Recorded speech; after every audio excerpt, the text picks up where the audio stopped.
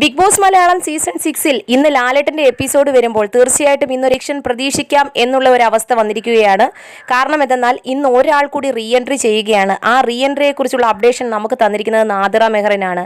ഇന്ന് ഒരാൾ അകത്തേക്ക് പ്രവേശിച്ചു എന്നുള്ളത്.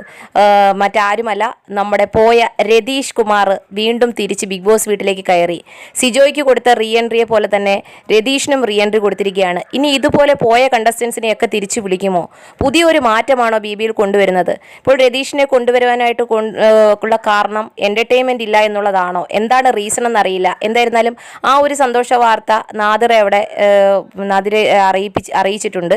അങ്ങനെ രതീഷ് വന്ന സ്ഥിതിക്ക് തീർച്ചയായിട്ടും ഇന്ന് ചിലപ്പോൾ എവിക്ഷൻ പ്രതീക്ഷിക്കാം.